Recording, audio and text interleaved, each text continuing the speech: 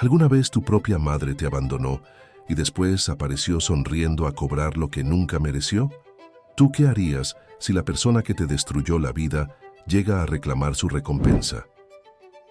Hola, la historia gira en torno a un pasado familiar doloroso y una inesperada reunión por una herencia. La protagonista enfrenta a sus padres tras años de abandono. El relato explora justicia, memoria y tensiones familiares acumuladas. Gracias. Esta narración es completamente ficticia y ha sido creada únicamente con fines de entretenimiento. Cualquier parecido con personas, nombres, lugares o hechos reales es pura coincidencia.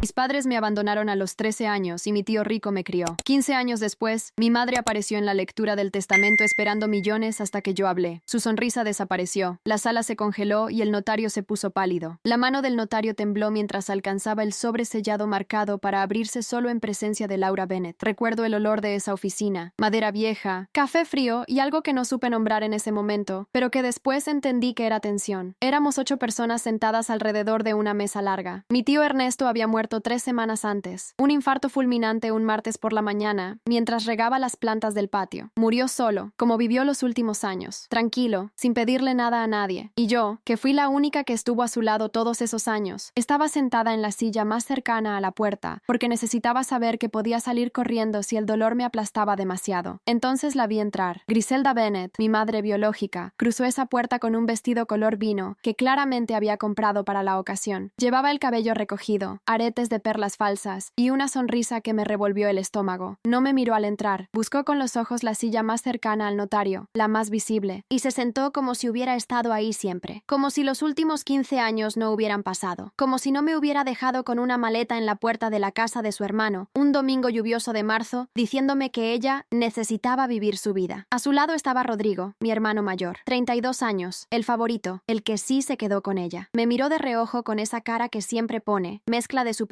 y nervios, como quien sabe que está haciendo algo mal, pero no va a parar. Él tampoco me saludó. El notario, un hombre de unos 60 años de apellido Fuentes, acomodó sus papeles y empezó a leer. La sala estaba en silencio absoluto. Yo tenía las manos entrelazadas sobre la mesa y miraba el sobre sellado que él había puesto aparte, con mi nombre escrito a mano por el tío Ernesto. Esa letra apretada y torcida que yo reconocería en cualquier parte del mundo. Fuentes empezó a enumerar bienes: la casa de la Colonia Juárez, los ahorros en 2 cuentas bancarias, los muebles, los objetos personales, el auto. Mientras hablaba, vi cómo mi madre iba calculando, los ojos moviéndose despacio, la sonrisa apretándose en las comisuras. Rodrigo se inclinó levemente hacia adelante, como un perro que huele la comida. Cuando Fuentes llegó a la parte de los beneficiarios y dijo mi nombre, mi madre por fin me miró. Fue una fracción de segundo, pero fue suficiente. En esa mirada había algo que yo conocía muy bien, la certeza de que ella creía que me tenía controlada, que después de todo lo que Ernesto me había dado, yo iba a ser generosa, que el abandono tenía fecha de vencimiento y que ese día había llegado. Fuentes tomó el sobre sellado. Dijo que eran las instrucciones adicionales del señor Ernesto Villanueva, escritas de su puño y letra 6 meses antes de morir, y que debían leerse en voz alta únicamente con Laura Bennett presente. Todos giraron a mirarme. Mi madre abrió la boca levemente. Rodrigo frunció el ceño. Fuentes rompió el sello. Y cuando empezó a leer, la sonrisa de mi madre se fue borrando, despacio, como tinta bajo la lluvia. El color le abandonó la cara. Rodrigo cerró los ojos un segundo, los abrió, los cerró otra vez. Alguien al fondo de la sala contuvo la respiración. Lo que decía ese sobre era lo que el tío Ernesto nunca pudo decirle a mi madre en vida, y era exactamente lo que yo necesitaba que el mundo escuchara. Mis padres me abandonaron a los 13 años, y mi tío rico me crió. 15 años después, mi madre apareció en la lectura del testamento, esperando millones hasta que yo hablé. Su sonrisa desapareció, la sala se congeló y el notario se puso pálido. La mano del notario tembló mientras alcanzaba el sobre sellado marcado para abrirse solo en presencia de Laura Bennett. Recuerdo el olor de esa oficina, madera vieja, café frío y algo que no supe nombrar en ese momento, pero que después entendí que era tensión. Éramos 8 personas sentadas alrededor de una mesa larga. Mi tío Ernesto había muerto 3 semanas antes, un infarto fulminante un martes por la mañana mientras regaba las plantas del patio. Murió solo, como vivió los últimos años, tranquilo, sin pedirle nada a nadie. Y yo, que fui la única que estuvo a su lado todos esos años, estaba sentada en la silla más cercana a la puerta, porque necesitaba saber que podía salir corriendo si el dolor me aplastaba demasiado. Entonces la vi entrar. Griselda Bennett, mi madre biológica, cruzó esa puerta con un vestido color vino que claramente había comprado para la ocasión. Llevaba el cabello recogido, aretes de perlas falsas y una sonrisa que me revolvió el estómago. No me miró al entrar. Buscó con los ojos la silla más cercana al notario, la más visible, y se sentó como si hubiera estado ahí siempre, como si los últimos 15 años no hubieran pasado, como si no me hubiera dejado con una maleta en la puerta de la casa de su hermano, un domingo lluvioso de marzo, diciéndome que ella necesitaba vivir su vida. A su lado estaba Rodrigo, mi hermano mayor, 32 años, el favorito, el que sí se quedó con ella. Me miró de reojo con esa cara que siempre pone, mezcla de superioridad y nervios, como quien sabe que está haciendo algo mal pero no va a parar. Él tampoco me saludó. El notario, un hombre de unos 60 años de apellido Fuentes, acomodó sus papeles y empezó a leer. La sala estaba en silencio absoluto. Yo tenía las manos entrelazadas sobre la mesa y miraba el sobre sellado que él había puesto aparte, con mi nombre escrito a mano por el tío Ernesto. Esa letra apretada y torcida que yo reconocería en cualquier parte del mundo. Fuentes empezó a enumerar bienes: la casa de la Colonia Juárez, los ahorros en 2 cuentas bancarias, los muebles, los objetos personales, el auto. Mientras hablaba, vi cómo mi madre iba calculando, los ojos moviéndose despacio, la sonrisa apretándose en las comisuras. Rodrigo se inclinó levemente hacia adelante, como un perro que huele la comida. Cuando Fuentes llegó a la parte de los beneficiarios y dijo mi nombre, mi madre por fin me miró. Fue una fracción de segundo, pero fue suficiente. En esa mirada había algo que yo conocía muy bien, la certeza de que ella creía que me tenía controlada, que después de todo lo que Ernesto me había dado, yo iba a ser generosa, que el abandono tenía fecha de vencimiento y que ese día había llegado. Fuentes tomó el sobre sellado. Dijo que eran las instrucciones adicionales del señor Ernesto Villanueva, escritas de su puño y letra 6 meses antes de morir, y que debían leerse en voz alta únicamente con Laura Bennett presente. Todos giraron a mirarme. Mi madre abrió la boca levemente. Rodrigo frunció el ceño. Fuentes rompió el sello, y cuando empezó a leer, la sonrisa de mi madre se fue borrando, despacio, como tinta bajo la lluvia. El color le abandonó la cara. Rodrigo cerró los ojos un segundo, los abrió, los cerró otra vez. Alguien al fondo de la sala contuvo la respiración. Lo que decía ese sobre era lo que el tío Ernesto nunca pudo decirle a mi madre en vida, y era exactamente lo que yo necesitaba que el mundo escuchara. Necesito retroceder un poco para que se entienda todo, no para justificarme, sino porque hay cosas que sucedieron antes de esa sala que explican por qué ese sobre importaba tanto. Ernesto Villanueva era el hermano menor de mi madre. 12 años la separaban. Cuando mis padres se fueron, él era el único familiar que vivía solo y que tenía espacio. No tenía hijos. Nunca se casó, aunque sí tuvo una pareja durante años. Una mujer llamada Beatriz, que se fue cuando él enfermó por primera vez del corazón. Ernesto no era perfecto. Era terco, callado, a veces frío. Pero el domingo que me dejaron en su puerta con una maleta rosada y el pelo sin peinar, él abrió la puerta, me miró y dijo una sola cosa: «¿Ya comiste?». No preguntó qué había pasado. No llamó a mi madre para reclamarle. Simplemente entró a la cocina y me hizo unos huevos revueltos con frijoles. Y yo me senté en esa mesa de madera que todavía recuerdo con marcas de tazas en la superficie y me comí todo sin decir nada. Eso fue el domingo. El lunes me inscribió en la secundaria del barrio. El miércoles me compró un cuaderno nuevo, sin dramas, sin preguntas, sin hacerme sentir que era una carga. Durante los primeros meses no hablé mucho de lo que había pasado. Ernesto tampoco preguntó, pero una noche, cuando yo tenía 14 años y él me encontró llorando en la cocina a las 2 de la mañana, se sentó frente a mí con 2 vasos de leche caliente y dijo: «Tu mamá tiene un problema que no tiene que ver contigo. Nunca tuvo que ver contigo». Fue lo más largo que habló en semanas, y me bastó. Los años fueron pasando y yo fui creciendo en esa casa. Terminé la secundaria, entré a la preparatoria. Trabajé medio tiempo en una papelería para no pedirle tanto. Ernesto nunca me lo exigió, pero yo necesitaba sentir que no era un peso. Me gradué a los 21 con una licenciatura en contabilidad. Ernesto estuvo en la ceremonia con un traje que claramente le quedaba chico y una cara de orgullo que nunca en mi vida voy a olvidar. Mi madre durante todo ese tiempo apareció 2 veces. La primera cuando yo tenía 16. Llegó un sábado sin avisar con Rodrigo, que tenía 18, y ya manejaba el carro de ella. Se sentaron en la sala, y mi madre me miró de arriba abajo, como si estuviera revisando si Ernesto me había tratado bien. No preguntó cómo estaba. Preguntó si el tío me había puesto a su nombre alguna propiedad. Ernesto estaba en el patio regando. Yo la miré y le dije que no sabía. Ella frunció el labio y dijo que había que estar al pendiente de esas cosas. Se fueron en menos de 1 hora. La segunda vez fue cuando yo tenía 20. Esta vez llegó sola, con flores, como si me estuviera visitando en un hospital. Se sentó, tomó café, me preguntó si tenía novio, si estaba estudiando, si ya había hablado con tu tío sobre el futuro. Ernesto estaba presente esa vez. La escuchó en silencio. Cuando ella se fue, él recogió las tazas sin decir nada, pero antes de entrar a la cocina se detuvo y dijo, sin voltear, ya sé lo que quiere, y ya sé lo que no va a obtener. Yo no entendí completamente eso hasta años después. Después de graduarme me quedé viviendo con Ernesto. Empecé a trabajar en un despacho contable pequeño. Él envejeció, la presión se le disparó, el corazón empezó a fallarse poco a poco. Fui yo quien lo llevaba a sus citas médicas. Fui yo quien llenaba sus recetas, quien le revisaba la dieta, quien dormía con el oído abierto por si lo escuchaba levantarse de noche. No porque me lo hubiera pedido, porque era lo correcto, porque era lo único que sabía hacer con todo lo que él me había dado. Cuando Ernesto cumplió 70, tuvimos una conversación que nunca olvidaré. Estábamos en el patio, ya de noche, con el ventilador encendido porque el calor no cedía. Él tenía un vaso de agua en la mano y miraba las plantas. Laura, dijo sin voltear, ¿qué? Yo sé que tú no me vas a pedir nada cuando yo me vaya. Por eso ya lo arreglé todo. Tío, no quiero hablar de eso. Yo sí. Se volteó y me miró directo. Hay cosas que tu madre no sabe, cosas que escribí. Cuando llegue el momento, van a abrirse frente a todos y va a quedar muy claro quién estuvo aquí y quién no. No supe qué responder. Le puse la mano en el brazo y me quedé callada. Él volvió a mirar sus plantas. Nada más quería que lo supieras. Eso fue 6 meses antes de que muriera. Cuando murió, mi madre se enteró por una prima lejana. Me llamó al día siguiente, no para darme el pésame, para preguntarme cuándo era la lectura del testamento y si necesitaba que la acompañara. Le dije la fecha, la hora y el lugar. Colgué. No dormí bien esa semana, no por el testamento, sino porque extrañaba a Ernesto con una intensidad que me sorprendía incluso a mí, que creía haber aprendido a no necesitar a nadie. Lo extrañaba en las mañanas cuando no había nadie regando el patio. Lo extrañaba en las noches cuando la casa estaba demasiado silenciosa. Lo extrañaba en esa silla vacía frente a la cocina donde él siempre se sentaba con su café y su periódico, aunque ya casi no veía bien para leer. Y lo extrañaba mientras escuchaba al notario Fuentes leer el sobre sellado frente a mi madre, que ya no sonreía, porque lo que Ernesto había escrito en ese sobre no era solo un reparto de bienes, era una declaración. Fuentes leyó con voz pareja, sin inflexiones, como si estuviera leyendo un contrato de servicios. Pero cada palabra cayó en esa sala como una piedra en agua quieta. Quiero dejar constancia de que durante los últimos 15 años, la única persona que vivió conmigo, me cuidó, estuvo presente en mis enfermedades y nunca me pidió nada a cambio, fue mi sobrina Laura. Quiero también dejar constancia de que su madre, Griselda, me visitó en 2 ocasiones en ese tiempo, ambas con el objetivo de averiguar el estado de mis bienes. En ninguna de esas visitas preguntó por Laura. En ninguna de esas visitas preguntó por mí. Mi madre se movió en la silla, no dijo nada, pero el cuero de esa silla crujió bajo su peso. Por estas razones, la totalidad de mis bienes, incluyendo la casa, las cuentas bancarias, el vehículo y todos los objetos personales, quedan a nombre de Laura Bennett. No hay partes proporcionales para ningún otro familiar. Esta decisión es definitiva e irrevocable. Rodrigo abrió la boca, la cerró, la volvió a abrir. Eso no puede ser legal, dijo. Fuentes lo miró por encima de los lentes. Es completamente legal, señor. El señor Villanueva tenía plena capacidad jurídica al momento de redactar este documento. Fue firmado ante notario y 2 testigos. Mi madre no dijo nada, solo me miraba, y en esa mirada ya no había cálculo, solo una rabia quieta y fría que yo conocía desde los 13 años. Pero esta vez yo no tenía 13 años, y esta vez era yo quien sostenía el sobre. Salí de esa oficina con las manos algo temblorosas, aunque traté de que no se notara. Caminé hasta mi carro, me senté, cerré la puerta y me quedé mirando el volante un buen rato sin hacer nada. No sentí alegría, no sentí triunfo, sentí algo más parecido al alivio, como cuando llevas cargando algo muy pesado y por fin lo puedes soltar. Ernesto me había dicho la verdad en ese patio. Ya lo tenía todo arreglado, y lo había arreglado no para lastimarlos, sino para protegerme, para asegurarse de que, cuando él ya no estuviera, nadie pudiera llegar a quitarme lo que él quería darme. Eso lo entendí sentada en ese carro. Lo que no sabía todavía era lo que venía después. Mi madre me llamó esa misma tarde. No contesté. Me mandó un mensaje que decía: necesitamos hablar. Esto no está bien y tú lo sabes. Lo leí, lo cerré y seguí haciendo lo que estaba haciendo, que era revisar los papeles que Fuentes me había entregado. Rodrigo me llamó al día siguiente. Sí contesté, porque con Rodrigo siempre me quedaba la duda de si en algún momento iba a ser diferente. Esa esperanza estúpida que uno tiene con los hermanos, aunque la evidencia diga otra cosa. Laura, hay que hablar de la casa. ¿Qué hay que hablar? Que mamá necesita un lugar donde vivir, que el tío la quería aunque no lo parezca, que tú tienes trabajo y puedes comprar otra propiedad y mamá no puede. Lo escuché terminar. Luego dije: Rodrigo, mamá tiene dónde vivir, vive contigo. Mi departamento es chico, entonces ese es tu problema y el de ella, no el mío. Laura, Rodrigo, el tío Ernesto escribió en ese documento, frente a todos, que mamá fue a verlo 2 veces en 15 años y las 2 veces fue a preguntar por sus bienes. Eso lo escucharon 8 personas. ¿Tú quieres hablar de lo que es justo? Silencio. Él tomó su decisión. Dije: yo voy a respetarla. Colgué. Lo que siguió fueron 3 semanas de mensajes, llamadas que no contestaba y un par de visitas que no abrí. Mi madre llegó un miércoles a la casa de Ernesto, que ya era legalmente gemía, y tocó durante 10 minutos. La escuché desde adentro. No abrí. Cuando se fue, me senté en la silla donde él siempre tomaba el café y respiré. Pero no fue eso lo más difícil. Lo más difícil fue cuando apareció la tía Hortensia. Hortensia era prima hermana de Ernesto, una mujer de 68 años que vivía a 3 horas de distancia y que aparecía en las reuniones familiares con la misma energía de quien llega a cobrar una deuda. Era de esas personas que saben exactamente lo que valen las cosas y no tienen ningún reparo en decirlo. Me llamó un jueves por la noche. Su voz era amable, demasiado amable. Laura, hijita, quería saber cómo estás. Qué golpe tan grande perder al Ernesto. Sí, tía, fue muy duro. Claro que sí. Tú que estabas tan cerca de él. Pausa. Oye, yo quería preguntarte algo. Ernesto tenía unas cosas que siempre prometió dejarme. Unos relojes del abuelo. ¿Tú sabes si aparecieron entre sus cosas? Los relojes. Yo sabía exactamente de qué relojes hablaba. Eran 3, guardados en una caja de madera en el closet de Ernesto. Él me los había mostrado una vez y me había dicho, con toda claridad, estos son para ti. No dejes que nadie te los pida. Eso lo dijo 2 años antes de morir. Tía Hortensia, dije despacio. Ernesto me habló de esos relojes. Me los dejó a mí. El tono de ella cambió tan rápido que casi dio vértigo. Ay, pero hijita, yo creo que hubo un malentendido. Él siempre me dijo, tía, él me los mostró personalmente y me dijo que eran para mí. No hay malentendido. 3 segundos de silencio. Bueno, dijo al fin, y la amabilidad ya se había ido completamente. Espero que estés segura de lo que estás haciendo. Colgó. Esa noche saqué la caja del closet, la abrí y miré los 3 relojes. Uno era de bolsillo, plateado, con las iniciales del bisabuelo grabadas. Los otros 2 eran de muñeca, más modernos pero igualmente cuidados. Los envolví en la tela que Ernesto siempre usaba para guardarlos y los puse de vuelta en su lugar. Pensé en él, en lo que significaba que me hubiera advertido sobre esos relojes específicamente, en que los conocía tan bien que sabía exactamente quién iba a aparecer a pedirlos. Llevaba semanas muerto y todavía me estaba protegiendo. Eso fue lo que me partió por dentro esa noche. No la traición de mi madre ni los mensajes de Rodrigo, sino la certeza de que el único familiar que había actuado como familia de verdad ya no estaba y que yo iba a tener que aprender a sostenerme sin esa red. Pero también supe algo más esa noche, que Ernesto me había dado todas las herramientas para hacerlo. Lo que todavía no sabía era que mi madre no iba a rendirse con una llamada y unos mensajes sin contestar, que ella tenía un plan y que ese plan involucraba a alguien que yo no esperaba. Fue mi vecina Consuelo quien me avisó. Consuelo tenía 71 años, vivía sola en la casa de junto desde hacía 20 y era de esas personas que saben todo lo que pasa en una cuadra sin necesidad de espiar. Me la encontré una mañana mientras yo sacaba la basura y ella barría su banqueta. Laura, me dijo en voz baja, como si hubiera alguien escuchando. Ayer vino una señora. Estuvo parada frente a tu puerta un buen rato. Luego se fue a hablar por teléfono a la esquina. ¿Cómo era? Pelo recogido, vestido oscuro, como de unos 50 y tantos. Mi madre. ¿Y con quién hablaba? No escuché, pero mientras hablaba señalaba la casa. Consuelo me miró directo. No me gustó, hijita. Le di las gracias y entré. Esa tarde revisé los documentos que Fuentes me había entregado con más cuidado. Todo estaba en orden. La casa estaba a mi nombre. Las cuentas también. No había ningún resquicio legal que yo pudiera ver, pero también sabía que yo no era experta en esas cosas y que si mi madre estaba buscando algo, probablemente había encontrado a alguien que le dijera que podía intentarlo. Llamé a Fuentes. ¿Es posible que alguien impugne el testamento? Pregunté. Él fue directo. Técnicamente sí. Cualquiera puede intentarlo, pero el documento del señor Villanueva es sólido. Fue redactado con todos los requisitos, firmado por 2 testigos y notariado. Para impugnarlo necesitarían demostrar que él no estaba en plenas facultades al momento de firmarlo, o que hubo coacción de su parte. ¿Alguna de esas 2 cosas es posible? No. Ernesto estaba perfectamente cuando lo firmó, y yo nunca lo presioné para nada. Entonces, si alguien intenta algo, va a perder. Pero puede intentarlo de todas formas, solo para desgastarte. Eso era exactamente lo que mi madre haría. No para ganar, para agotarme. Lo supe con una claridad que me sorprendió. Griselda Bennett no era tonta. Sabía perfectamente que ese documento era válido, pero también sabía que los procesos legales cuestan dinero, tiempo y energía. Que si me metía en un litigio, aunque ella perdiera, yo iba a gastar meses de mi vida y recursos que tenía pensado usar para otra cosa. Era su forma de castigarme por no haberme dejado robar. La traición familiar no siempre llega con gritos. A veces llega con papeles. Pasé 2 días sin dormir bien, pensando en cómo responder. No quería reaccionar desde el miedo, pero tampoco podía quedarme quieta esperando que ella diera el primer golpe. Fue entonces cuando encontré la carta. Estaba en el cajón del escritorio de Ernesto, que yo había estado vaciando poco a poco, porque no tenía el corazón para hacerlo de golpe. Era un sobre sin sellar, con mi nombre escrito encima. Adentro había 2 hojas escritas a mano. La letra era de Ernesto, pero más lenta que de costumbre, como de alguien que está tomando tiempo para elegir cada palabra. Empezaba así: Laura, si estás leyendo esto es porque ya pasó lo que los 2 sabíamos que iba a pasar. Quiero que sepas algunas cosas que nunca te dije en persona porque soy malo para hablar cuando importa. Me senté en el suelo ahí mismo, con las hojas en las manos. Ernesto explicaba en esa carta que hacía años había documentado las 2 visitas de mi madre, que había guardado los mensajes que ella le mandó preguntando por sus bienes, que había hablado con fuentes para asegurarse de que todo estuviera cerrado de tal manera que fuera muy difícil de atacar. Pero también me dejaba el nombre y el número de una mujer, Daniela Ruiz, que él describía como la persona que te puede ayudar si tu madre intenta algo. No decía quién era Daniela Ruiz ni en qué podía ayudarme. Solo decía que la llamara si lo necesitaba y que le dijera que Ernesto le había dejado su número. Leí esa carta 3 veces. Ernesto había anticipado todo esto, hasta el último detalle. Había muerto sabiendo que mi madre iba a intentar algo, y me había dejado las herramientas antes de irse. Guardé la carta, saqué mi teléfono y marqué el número de Daniela Ruiz. Daniela Ruiz resultó ser una mujer de unos 45 años, que trabajaba como mediadora familiar y que, según me explicó en cuanto atendió mi llamada, había conocido a Ernesto hacía 10 años, cuando él atravesó un conflicto con otra rama de la familia por la casa de los padres de ambos. Ernesto me llamó hace casi un año, me dijo. Me contó todo lo que había pasado contigo, con tu madre, con los años. Me pidió que si alguna vez lo necesitabas, te ayudara a documentar cualquier cosa que ella intentara hacer. Documentar cómo, de la manera correcta, sin dramas, sin confrontaciones que te desgasten. Si ella intenta impugnar el testamento, yo puedo ayudarte a preparar una respuesta que deje muy claro el historial de la situación. Tengo los registros que Ernesto me mandó, fechas de las visitas, contenido de los mensajes, todo. Me quedé en silencio un momento. ¿Por qué Ernesto hizo todo esto? Pregunté. Aunque ya sabía la respuesta, Daniela fue callada un segundo antes de contestar. Porque te conocía. Sabía que tú ibas a querer resolver esto sin pelear, y que eso te ponía en desventaja frente a alguien que no tiene problema en pelear. Quería equilibrar la balanza antes de irse. Eso fue lo que terminó de romperme esa tarde. No el testamento, no la casa, no los relojes, sino imaginar a Ernesto, con su corazón fallado y su letra apretada, pasando tiempo planificando cómo protegerme de una madre que nunca lo mereció. Lloré de verdad, por primera vez desde que murió. Después me sequé la cara, agarré una libreta y le pedí a Daniela que me explicara todo. Lo que vino después no fue rápido ni simple. Mi madre, efectivamente, intentó lo que Fuentes había anticipado. Presentó una queja formal cuestionando el estado mental de Ernesto al momento de firmar el documento. Argumentó, a través de un tercero, que la asesoró sin cobrarle porque era primo de Rodrigo, que Ernesto había sido influenciado por mí durante sus últimos años. Era mentira, una mentira con patas cortas, pero mentira al fin. Daniela me ayudó a reunir declaraciones de 3 personas. El médico que atendió a Ernesto los últimos 2 años, la vecina Consuelo, que llevaba 20 años conociéndolo, y una amiga de él llamada Patricia que lo visitaba cada 15 días. Los 3 firmaron declaraciones describiendo a Ernesto como una persona lúcida, independiente y completamente capaz de tomar sus propias decisiones hasta el final. El proceso tomó 4 meses. 4 meses en los que mi madre me mandó mensajes que alternaban entre la lástima y la amenaza. Rodrigo dejó de escribirme después del segundo mes, cuando probablemente se dio cuenta de que la estrategia no estaba funcionando. La tía Hortensia llamó una vez más, ya no para pedir los relojes, sino para decirme que todo esto estaba muy mal y que la familia se estaba destruyendo. Le dije que la familia se había destruido 15 años antes en un domingo lluvioso de marzo y que yo no había sido quien la rompió. No volvió a llamar. El día que llegó la resolución formal desestimando la queja de mi madre, yo estaba en la cocina preparando café. Fuentes me llamó directamente. Se cerró el caso, Laura. Quedó todo como estaba. El testamento es válido y la queja no prosperó. Gracias, dije. No hay nada que agradecer. Ernesto hizo bien su trabajo. Colgué, me senté en la silla de la cocina, la misma donde él siempre tomaba el café, y me quedé mirando la taza un buen rato. Todo había quedado como estaba. La casa, mía. Los ahorros, míos. Los relojes del bisabuelo, en su caja, en el closet, y mi madre, sin nada. No sentí alegría, sentí justicia, que es algo completamente distinto. El día que supe que todo había terminado de verdad, no fue el día de la resolución. Fue 3 semanas después, cuando Consuelo me tocó la puerta una mañana con una expresión en la cara que no supe leer de inmediato. Laura, ayer vi a tu mamá en el mercado. Me quedé esperando. Estaba con Rodrigo. Los 2 se veían mal. Él traía cara de pocos amigos y ella estaba callada, que para ella es raro. Consuelo hizo una pausa. Me acerqué a saludar porque soy educada. Tu mamá me miró y lo primero que me preguntó fue si tú habías vendido la casa. ¿Y qué le dijiste? Le dije que no era de mi incumbencia ni de la suya. Consuelo me miró. Ya no tiene nada que hacer aquí, ¿verdad? No, dije. Ya no. Consuelo asintió, se fue y yo cerré la puerta. Esa misma semana tomé una decisión que llevaba meses postergando. Renovar la casa. No cambiarla, sino cuidarla. Pintar las paredes que Ernesto nunca pintó porque decía que el color ya estaba bien. Arreglar la llave del baño que goteaba desde hacía 2 años. Poner una lámpara nueva en el patio donde él regaba sus plantas, para que por la noche se viera bonito aunque no hubiera nadie mirando. Me tomó un mes hacerlo. Cada fin de semana, solo sola o con la ayuda de Consuelo, que se apareció un sábado con guantes y sin avisar. Cuando terminé, me paré en el patio una tarde y lo miré todo. Las plantas de Ernesto que yo había seguido regando, la lámpara nueva, las paredes limpias, la silla donde él siempre se sentaba, que no moví porque no quise. Pensé en lo que había costado estar ahí, no el dinero, el tiempo, los años, las noches en vela cuidándolo, los años antes de eso siendo una niña de 13 años aprendiendo a vivir en una casa que no era la suya, con un hombre que no tenía ninguna obligación de recibirla. Y pensé en mi madre, en Rodrigo, en la tía Hortensia, en todos los que habían llegado a esa sala esperando llevarse algo que nunca les perteneció. No los odié, eso también lo aprendí de Ernesto, que nunca gastes energía en odiar a quien no la merece, pero tampoco los perdoné con esa felicidad falsa de las películas. Simplemente entendí que lo que les había pasado era consecuencia directa de lo que habían sembrado. Mi madre pasó 15 años ignorándome y llegó a cobrar lo que no plantó. Rodrigo pasó esos mismos años del lado equivocado y cuando llegó el momento de elegir, eligió mal. La tía Hortensia llegó a pedir lo que no era suyo y se fue con las manos vacías. Cada uno cosechó exactamente lo que sembró y yo estaba ahí, en el patio de Ernesto, que ahora era el mío, con las plantas regadas y la lámpara encendida. Eso era todo lo que necesitaba. Daniela y yo seguimos en contacto. De vez en cuando nos tomamos un café y hablamos de Ernesto, de lo meticuloso que era, de lo mucho que la había sorprendido que un hombre tan callado hubiera pensado en todo con tanta anticipación. Me dijo una vez que en sus años de mediadora no había visto muchos casos donde alguien se ocupara tanto de proteger a otra persona después de morir. ¿Qué crees que lo motivó?, me preguntó. Pensé en los huevos revueltos con frijoles, en el cuaderno nuevo, en el café a las 2 de la mañana. Creo que simplemente lo hizo porque era lo correcto, dije, y eso fue suficiente. Mi madre dejó de escribirme 4 meses después de que se cerró el caso. Rodrigo tampoco volvió a contactarme. No sé cómo están y no lo busco. Hay una paz en eso que la gente que no lo ha vivido no siempre entiende. No es frialdad, es límites. Es saber que algunas personas no van a cambiar y que la mejor manera de protegerte es dejar de esperar que lo hagan. Lo que sí sé, porque Consuelo me lo contó sin que yo le preguntara, es que Rodrigo tuvo que cambiar a un departamento más chico porque su madre se mudó con él y los gastos se duplicaron, que la tía Hortensia dejó de ir a reuniones familiares porque nadie quería escucharla hablar del testamento, que mi madre, según alguien que la conoce, anda diciendo en su círculo que yo la traicioné después de todo lo que ella hizo por mí. Ese detalle me pareció tan absurdo que casi me dio risa, después de todo lo que ella hizo por mí. La mujer que me dejó con una maleta en una puerta ajena cuando yo tenía 13 años dice que hizo todo por mí. No me da rabia. Me da una especie de lástima distante, como la que uno siente por alguien que nunca va a entender su propio daño. Pero yo ya no soy responsable de eso. Hace un mes encontré, mientras terminaba de ordenar el escritorio de Ernesto, una foto que no había visto antes. Éramos él y yo. Tendría yo unos 17 años, parados frente a la puerta de la casa, los dos mirando a la cámara. Él con esa expresión suya que no era una sonrisa completa, pero que era algo mejor, una cara de paz. Y yo, con el pelo largo y la mirada seria de la adolescente que era entonces, pegada a su lado. No recuerdo quién tomó la foto, pero me la quedé. La puse en el marco que está en el librero de la sala, junto a la ventana por donde entra la luz por las mañanas. Cada día que paso en esta casa, esa foto me recuerda que la familia no siempre es la que te dio un apellido. A veces es la persona que abrió la puerta, te preguntó si ya comiste y nunca volvió a cerrarla. Eso nadie me lo puede quitar. Ni con un vestido color vino, ni con una queja formal, ni con 15 años de silencio.